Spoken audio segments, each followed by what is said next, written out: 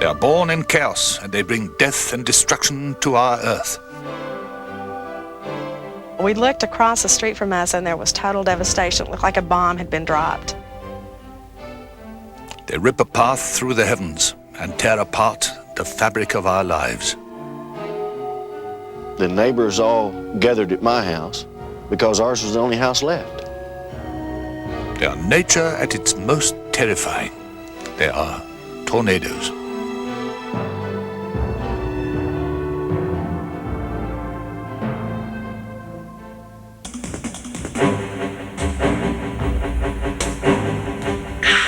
Beyond what is known lies an unexplored world of shadows and phantoms. A land that knows no limits of time or space.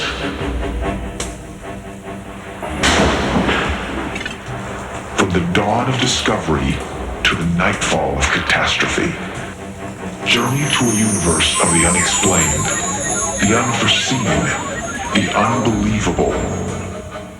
A place beyond reality where no question will go unanswered. A place where myth and legend are law, superstition a science.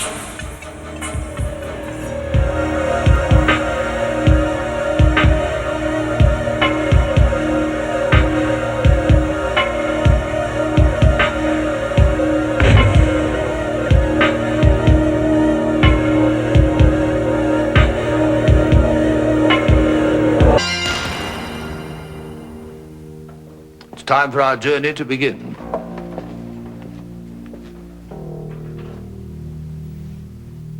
You howl in fury and have no regard for the works of man.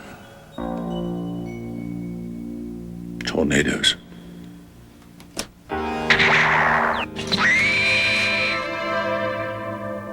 Knowledge surrounds these library walls, and with these instruments, that knowledge can be ours.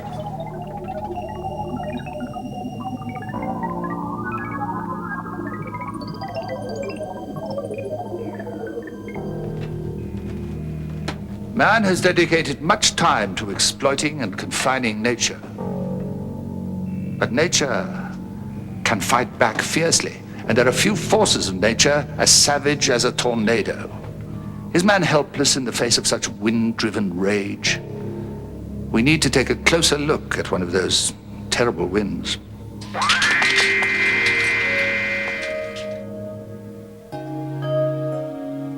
It was a foregone conclusion that we were going to die.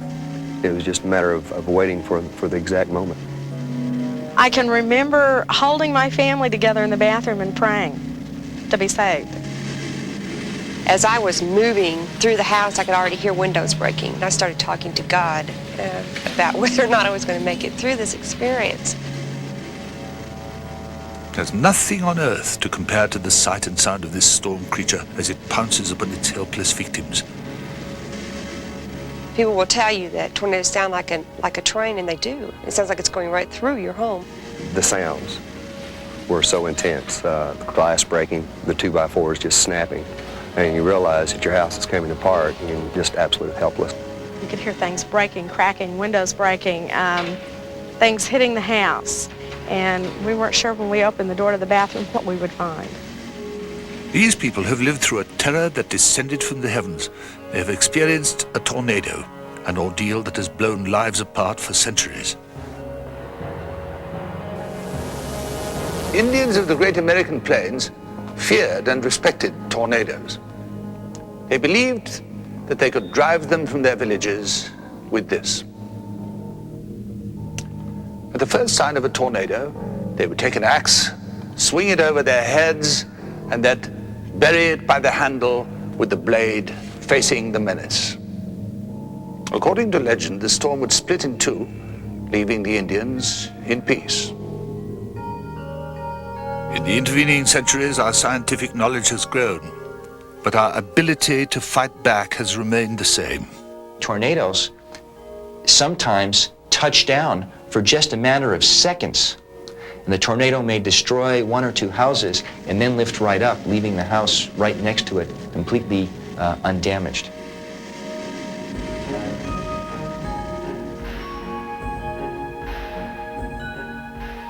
The word tornado comes from the Latin word torne, meaning turn, and the erratic paths they take are only one of the more terrifying things about them.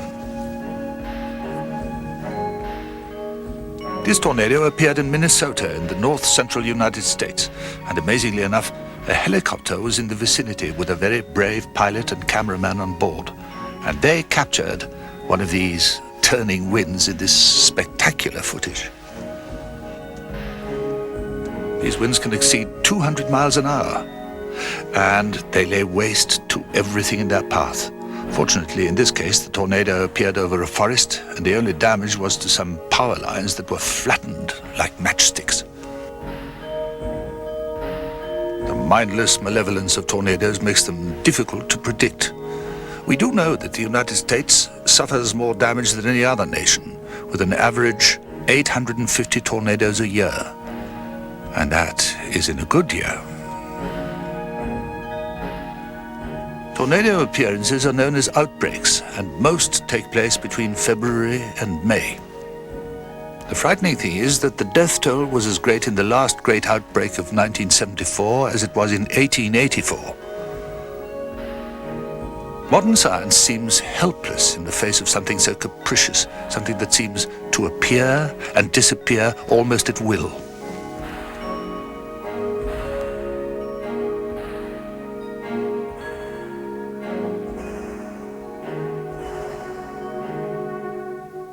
On the average, something around 100 people a year are killed by tornadoes. Tornadoes come in many shapes and sizes, and we can reproduce all those in our laboratory model. And that's brings up one of the advantages of the laboratory model, in that one can reproduce time and again the same airflow. At Purdue University in the United States, Dr. John Snow recreates tornadoes in this special chamber, paying close attention to their destructiveness. Most people who are hurt by tornadoes are hurt indirectly through flying debris. In a similar study conducted in the tornado-prone state of Texas, researchers have attempted to duplicate the effects of these winds on a simple piece of wood blown into the slab of thick concrete.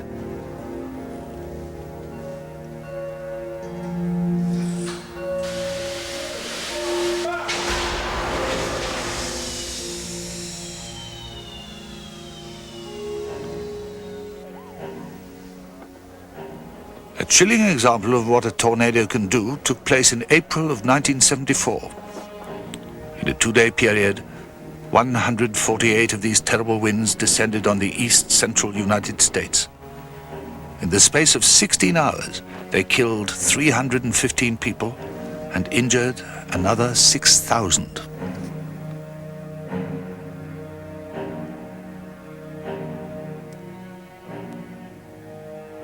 In a 36-hour period, there were some 140 tornadoes produced. This was a tornado outbreak, and that particular one was the strongest outbreak we know of in recorded history.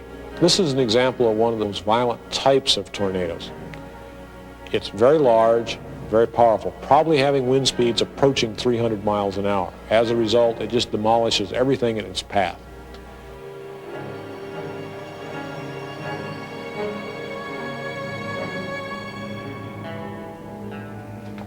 It's almost as if man is being punished for presuming that he can control nature. Now that we've seen what these brutal storms can do, is there a way to fight them? To push these terrible winds from the sky?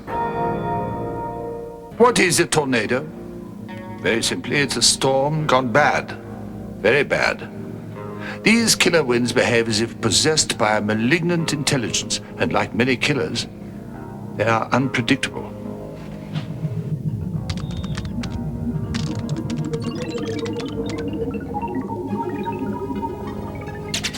Tornadoes are always born in the turmoil of a thunderstorm. Warm, moist air pressing against dry air creates an atmospheric witch's brew that soon forms clouds. And then, as it cools, rain. Thunderstorms are quite common, but in rare cases, the elements collide and a tornado begins to emerge.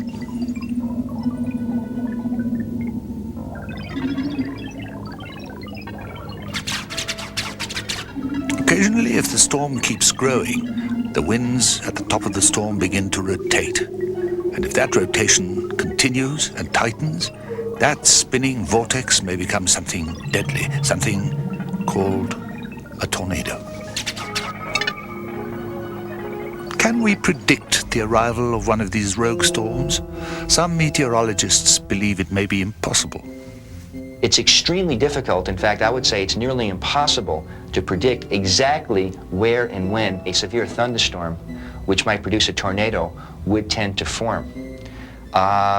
So my feeling is we may be able to give 20 or 30 minutes notice for the very large tornadoes, but to be able to say that 3 hours from now a tornado was going to form over a certain city is absolutely impossible.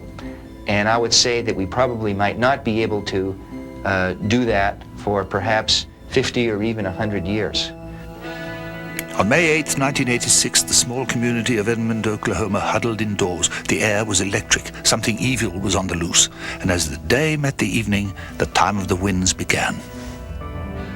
On that day, we were getting signs of some impending heavy thunderstorms across Oklahoma. We were watching for indications from the National Weather Service. We were also listening to the folks down at the Severe Storms Lab in Norman. And we did have an indication of some very strong thunderstorms building later in the day.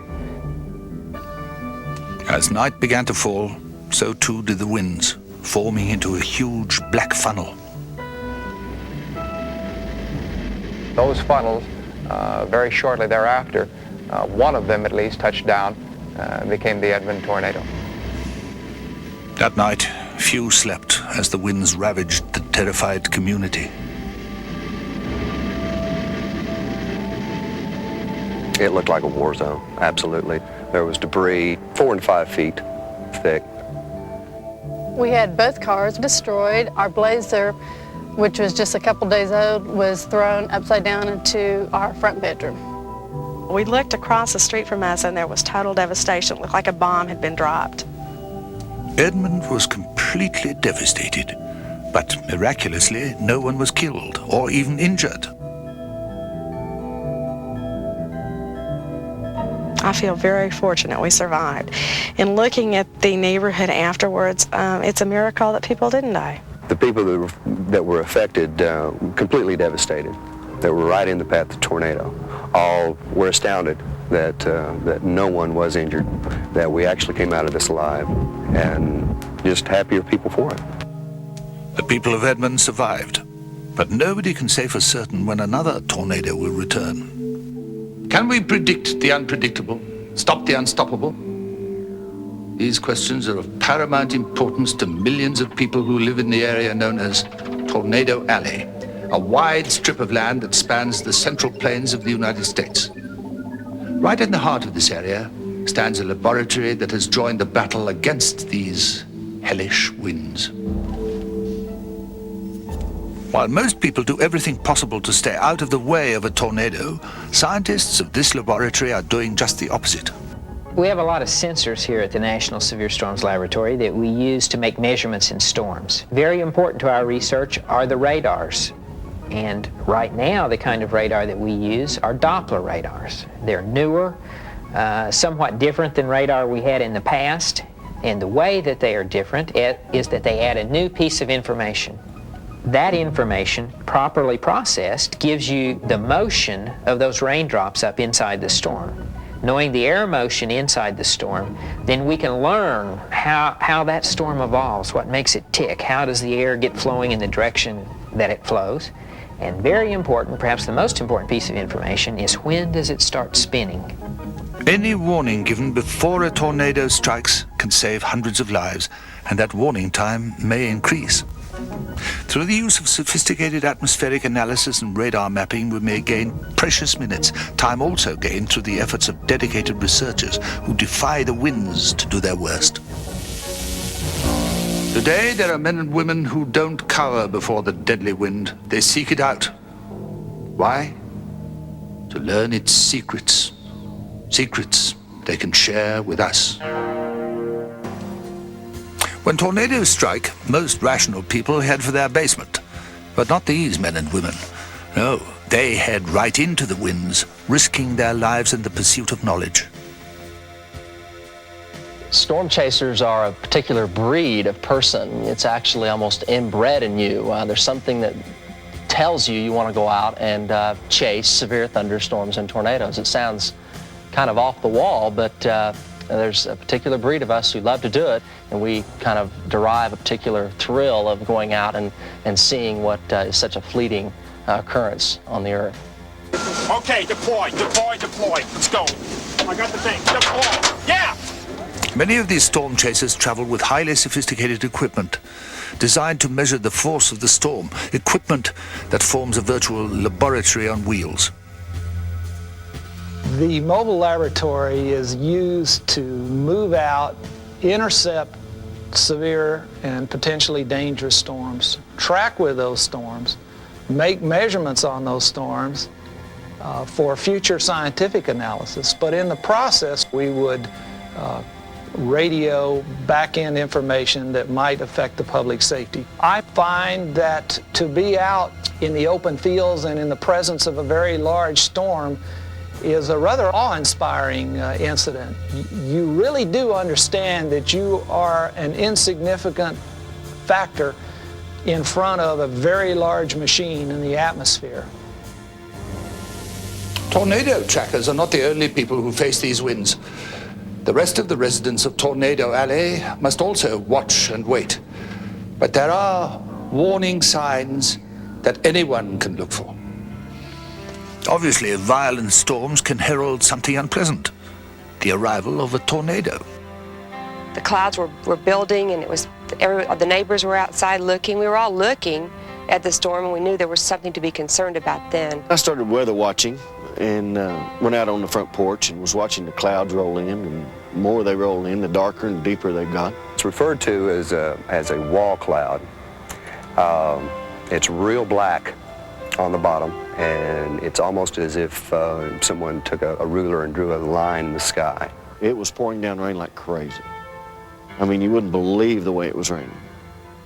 And then we got a pea-sized hail that come shortly after that, like it was pouring out of a bucket. And watch the tornado form. Little wisp clouds happen to start rotating, and then all of a sudden it just fell out of the sky. We saw it coming, and we were just at God's mercy as to whether or not it was going to hit, whether or not it was going to destroy, and whether or not it was going to kill. It is usually futile to run from a tornado, but over the years, crucial information has been gathered that has saved thousands of lives. The first thing that people should consider in preparing for a tornado is that there's actually very little you can do to prevent property damage in an existing building. So what your really goal is to prevent injury and prevent death.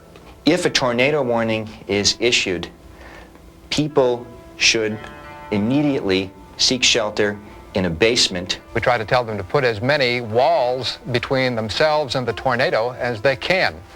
If a tornado does get close enough that it's going to start doing some damage, it's going to start tearing down the outside walls first. Don't stay in the car, because a tornado will just tumble it over and over on the ground, and many people are killed in just that way. Tornadoes can destroy human lives, and they can shatter the living as well, taking away their homes, their possessions, blowing their very lives to the brink of ruin. But out of this destruction can come hope, hope that is said to spring eternal, a celebration of the human spirit that in its own way is as mysterious and unpredictable as the tornado itself. Though tornadoes take on many shapes and sizes, the human heart remains large. People who didn't know each other became very close after the tornado because we shared something that was terrifying. This was Edmond, Oklahoma, the day after. Already the town was being rebuilt, and already people were finding the strength to carry on. It became kind of a joke. I mean, everybody started just laughing about it, and with no injuries, it was easy to just be thankful that you were still alive and that no one was injured, and that we were able just to start over. Today, Edmund is whole again, its inhabitants as secure as they can be, because on the horizon, a dark cloud remains. Tornadoes are a reminder of how fragile the works of man are. The more we know about them, the less in control of them we seem. It's as if nature wanted to teach us humility and leave us trembling in the face of power beyond our comprehension. Tornadoes. Winds that can tear the world apart.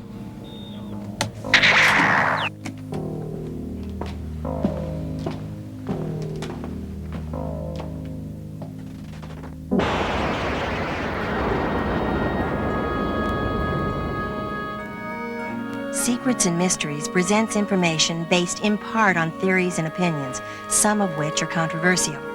The producer's purpose is not to validate any side of an issue, but through the use of actualities and dramatic recreation, relate a possible answer, but not the only answer, to this material.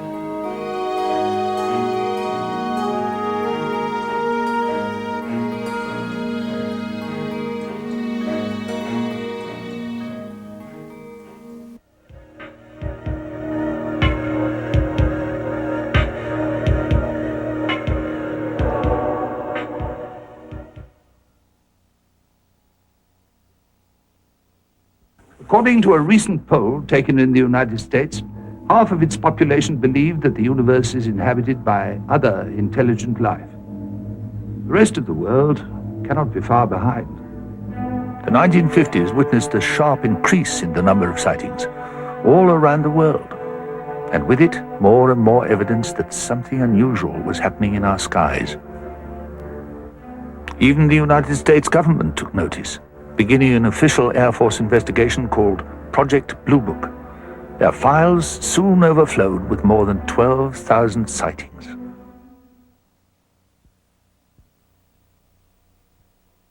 These water beasts may well be the most ancient surviving inhabitants of our planet. Did I see the monster? I don't know, but I do believe that, I obviously saw some things, and nobody's been able to tell me what I saw. So I think I must have seen the monster.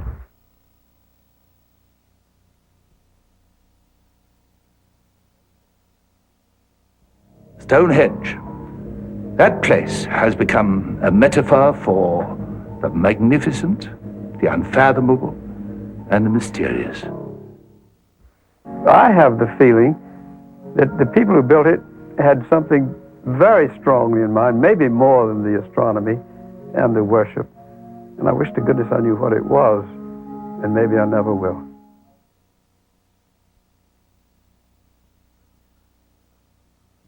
German scientist Werner von Braun is considered to be the architect of America's space program.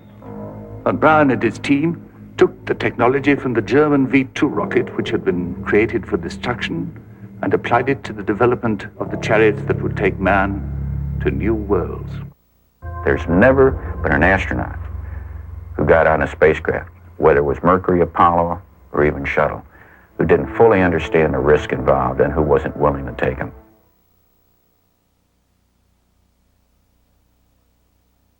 The only voyage of the Titanic was surrounded by bad luck that defies belief. Everything that could go wrong did go wrong. It was as if she was cursed. A curse, some say, began when she was launched. He went up and he came back. He said, "It's nothing much. They only struck an iceberg."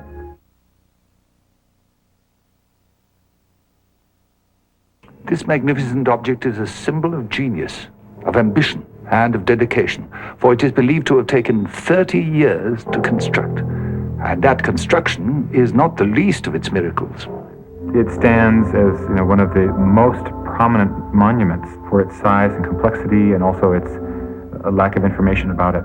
To be able to plan and economically accomplish such a large feat for the pharaoh is extraordinary.